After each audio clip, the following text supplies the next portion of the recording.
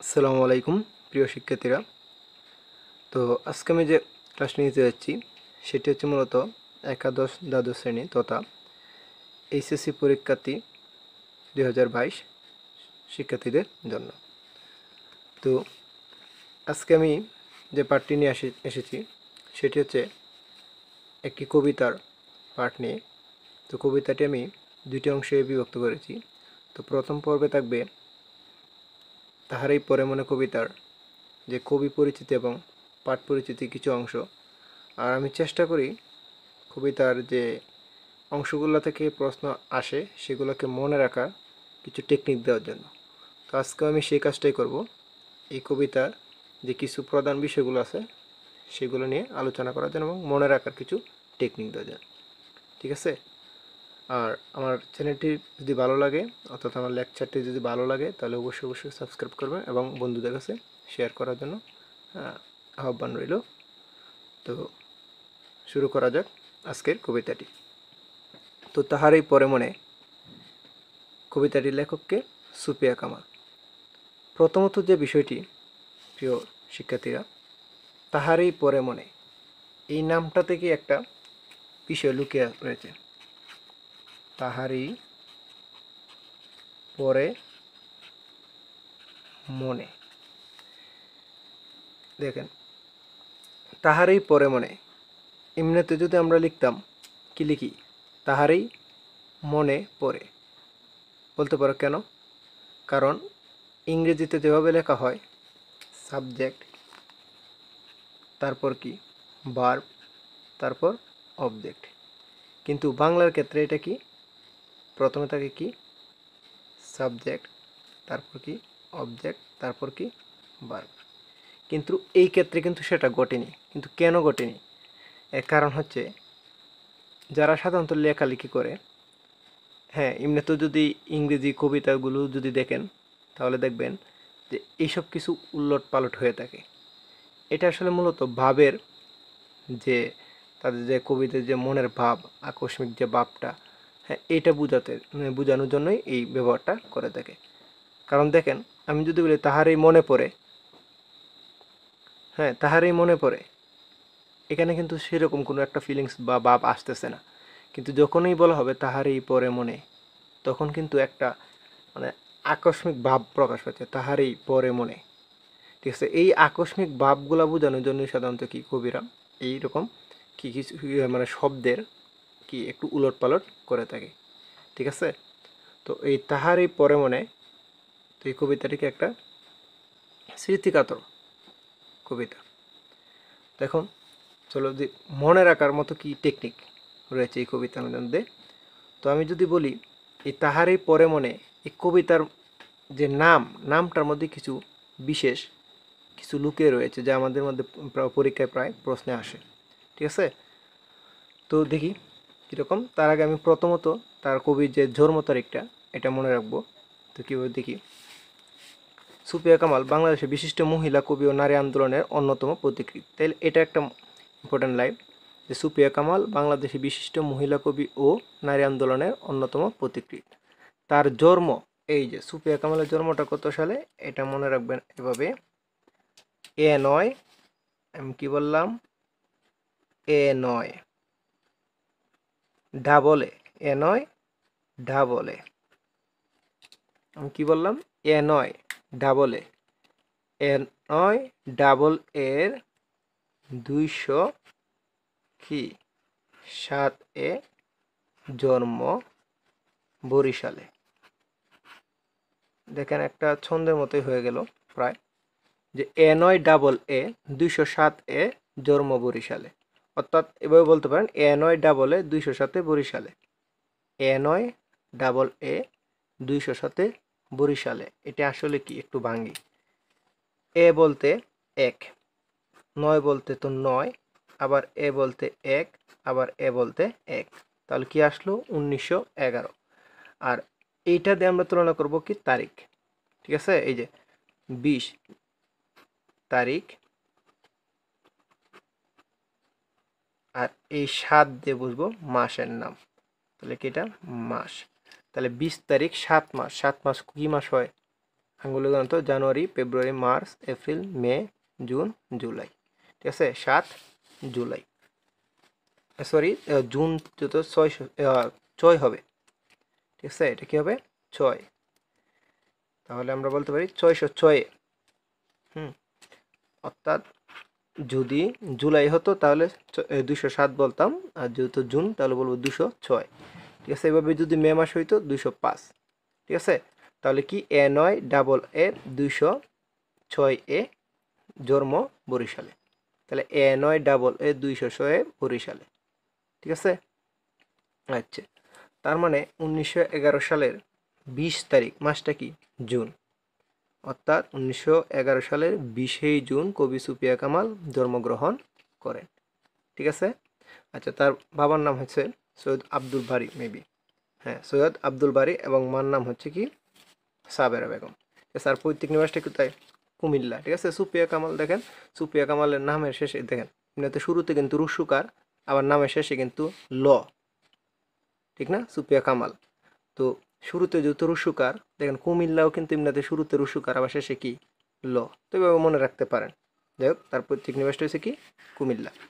তো এখন যে বিষয়টা আমি বলতে চাচ্ছি, তার যে লিখা যে গ্রন্থগুলো আছে, এই গ্রন্থগুলো মনে রাখার একটা টেকনিক দিয়ে দিই। উল্লেখযোগ্য যে গ্রন্থগুলা, এই গ্রন্থগুলো হচ্ছে কি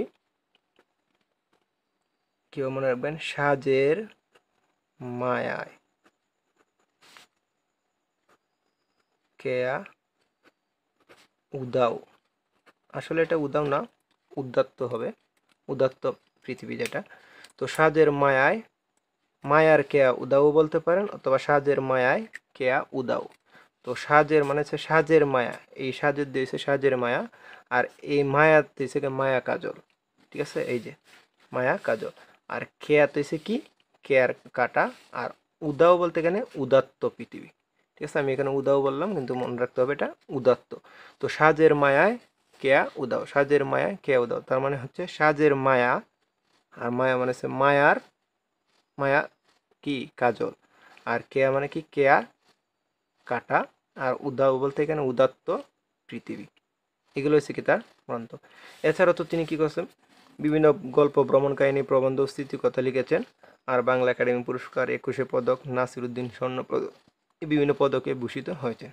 আর তিনি মৃত্যুবরণ করছে কত সালে? এখানে একটা খুব সুন্দর নাম্বার 1993, অর্থাৎ 1 নম্বরে যে 999, হ্যাঁ, অর্থাৎ 1999। আমরা কিন্তু সাধারণত বাঙালি যারা প্রথমতই কিন্তু এই 999 নাম্বারটাই কিন্তু মনে রাখে, এই যে কোনো অভিযোগের ক্ষেত্রে, ঠিক না, 999। তো যাই হোক, এই যে 1 নম্বরে 999 আছে, উনি তখনই কি মৃত্যুবরণ করেন, এবং একই তারিখে, তবে মাসটা ভিন্ন, নভেম্বর 11। ঠিক আছে, অর্থাৎ তিনি দেখেন মৃত্যুবরণটা কীরকম করছেন, তারিখটা 1-20, আবার যে মাসটা ওইটা হচ্ছে ওনার জন্মসালে। ঠিক আছে, মাসটা হচ্ছে ওনার জন্মসালে। যাই হোক, এটা একটু মুখস্থ করে নিতে পারেন, অথবা মনে রাখতে পারেন। এখন যে বিষয়টা, এই যে তাহারই পরে মনে, এটার যে একটা ম্যাজিক বাক্য বলছিলাম, এই ম্যাজিকটা আসলে কি দেখেন, যেহেতু ওনার জন্ম 1911 সালে, তাহলে 1911 আগে তো আর উনি লিখবেন না, বা আবার ওনার মৃত্যু যেহেতু 1999, তার মানে 2000 পরে তো আর উনি কবিতা লিখবেন না, অবশ্যই এর ভিতরে লেখা হয়েছে। তাহলে এই আমি 3 বলতে আমি বোঝাতে চাচ্ছি, ততে এই যে তাহারে ততে 3, আর এটা দেখেন অঙ্কের কোনটা হয় 2, তার মানে তাহারের মধ্যে কিন্তু আপনি যতই বিশ্লেষণ করেন এই 3 আর 2 পাবেন, 3 আর 2, এছাড়া কিন্তু আর পাবেন না। 3 আর 2 যতই বিশ্লেষণ করেন 3 আর 2ই পাবেন, শুরুতে 3 এরপরে 2, অর্থাৎ এটারও ভাবতে পারেন 2, এখানেও কিন্তু 2ই পাবেন। তাহলে এই দুইটা সংখ্যায় পাওয়া গেছে, একটা 3 আর একটা কি 2, প্রথমে 3 এরপরে 2। তার মানে এই তাহারে বলতে মূলত কাকে নির্দেশ করতেছে? তার স্বামীকে, ঠিক না, সুফিয়া কামালের স্বামীকে। আর এই তার স্বামী মারা গেছে 1932 সালে, বোঝা গেছে। আর পরে, তার মানে পড়া হয়েছে কত সালে? এই যে পরে, পরে এখানে কিন্তু একটা সংখ্যা পাওয়া যায়, এখানে হচ্ছে কি 5। ঠিক আছে, তো এই 5টা হচ্ছে কি, যেহেতু 1932 সালে মারা গেছে, তো তখনই ওনার স্মৃতিকাতরে কিন্তু 5 মানে হচ্ছে 35 পরে, তাহলে এই 1932-এর পরে 5 আছে এরকম সংখ্যা কোনটা? 1935। ঠিক আছে, 1935 সালে কি করলেন, এই কবিতাটা পড়া হয়েছে, মানে কি পাঠকদের কাছে আসছে। এবং এটা কিভাবে আসছে, কোন জায়গা থেকে আসছে, এটা হচ্ছে মনে। তো মনে, এই যে ম আছে না, মনে, তাহলে ম থেকে কোন মত, আমি বলি তাহারই পরে মনে কবিতাটি আসছে মাসিক মুহাম্মদী। বুঝা গেছে, মাসিক মুহাম্মদী থেকে। কারণ এখানে দেখেন তিনের খেলা, এখানেও তিন আছে, এখানেও তিন আছে, কিন্তু 1932 সালে লেখা। হ্যাঁ, 1932 সালে, তার স্বামী মারা গেল 1935 সালে। এই কবিতাটা মূলত কি প্রকাশ করা হয়েছে। এবং এটা কত সালে, 1935 সালে কি তিনটা ম কীভাবে, এই যে তাহারই পরে মনে কবিতাটি কি আসছে মাসিক মুহাম্মদী থেকে। এই যে আমি এখন একটু দেখিয়ে দিচ্ছি, এই যে দেখেন তাহারই পরে মনে কবিতাটি 1935 খ্রিস্টাব্দে মাসিক মুহাম্মদী পত্রিকায় প্রথম প্রকাশিত হয়। তাহলে কোথা থেকে আমরা পড়তে পারছি, প্রথমে মাসিক মুহাম্মদীতে। অর্থাৎ মাসিক মুহাম্মদীতে যদি না আসতো তাহলে তো আর পড়তে পারতাম না, ঠিক না? তিনি কখন লিখছে না লিখছে ওইটা আমরা তো জানি না, কিন্তু আমরা যখন উনি প্রকাশ করবেন তখন আমরা যখন পড়বো তখন ধরে নেব কি তখনই লিখেছে, ঠিক আছে? তো মূলত হচ্ছে কি কবিতাটি 1935 খ্রিস্টাব্দে কখন মাসিক মুহাম্মদী পত্রিকায় কি প্রথম প্রকাশিত হয়েছে। বোঝা গেছে? তো এখানে এই লাইন আর ওনার স্বামীর যে আকস্মিক মৃত্যুটা সেটা কখন হয়, 1932 সালে। আশা করি এখান থেকে অন্তত কার এই কোনো ধর মানে প্রশ্ন আসলে না পারার কথা না, ঠিক আছে? পাঠ পরিচিতির সাথে আমি কবিতার অংশটা পরবর্তীতে আলোচনা করবো, যেহেতু অলরেডি 11 মিনিট হয়ে গেছে। তবে একটা জিনিস বলতে হয়, এই কবিতাটা আসলে মূলত কীরকম। এই কবিতাটা হচ্ছে এমন একটা কবিতা, এটা স্মৃতিকাতর। কীরকম আবার দেখেন, এটা কিন্তু আবার রূপক কবিতা, এক ধরনের রূপক কবিতা। রূপকটা আসলে কি, রূপকটা হচ্ছে গিয়ে মানে উপরে দেয় এক রূপ কিন্তু ভিতরে আরেক রূপ, ঠিক আছে? মানে উপরে আসলে দেখতে মনে হচ্ছে, অনেকে দেখেন হাসি খুশি তাই, কিন্তু আসলে তার ভিতরটা কিন্তু হাসি খুশি না, অন্যরকম। তো এটা হচ্ছে অনেকটা এরকম, কারণ তিনি দেখবেন যে শীতকাল বসন্তকাল নিয়েই কবিতাটা লিখে গেছেন, কিন্তু ভেতরে কিন্তু আসলে মূলত হচ্ছে কবির জীবনী, ঠিক না? এরকম। তো এটা হচ্ছে এক ধরনের রূপক কবিতা বলতে পারেন। আবার কিন্তু একটা বিশেষত্ব যেটা, এই যে নাটকীয়তা, কারণ এখানে কিন্তু সংলাপ নির্ভর, কারণ এখানে কিন্তু সংলাপ পাওয়া যায়। সংলাপ কীরকম, নাটকের মধ্যে কিন্তু একলা একলা তো আর হয় না, একজন একজনের সংলাপ থাকে। তো এই কবিতার মধ্যে দেখা যায় তার যে বক্তরা আছে, অর্থাৎ যে পাঠকরা আছে, হ্যাঁ, তার যে বক্ত যারা আছে এদের মধ্যে এবং কবির মধ্যে কি একটা পাঠ মানে কি বলে একটা সংলাপ তৈরি করে গেছেন, এর জন্য এটাকে বলা হয় সংলাপ নির্ভর। তো আশা করি বুঝতে পারছেন। আজকের লেকচারটি এই পর্যন্তই। আমি যেটা চেষ্টা করেছিলাম যা শুধু মনে রাখার কিছু কৌশল নিয়ে আলোচনা করা। তো আশা করি অন্ততপক্ষে যতটুকু আলোচনা করেছি এর মধ্যে থেকে আপনাদের যদি কোনো প্রশ্ন আসে না পারার কথা না।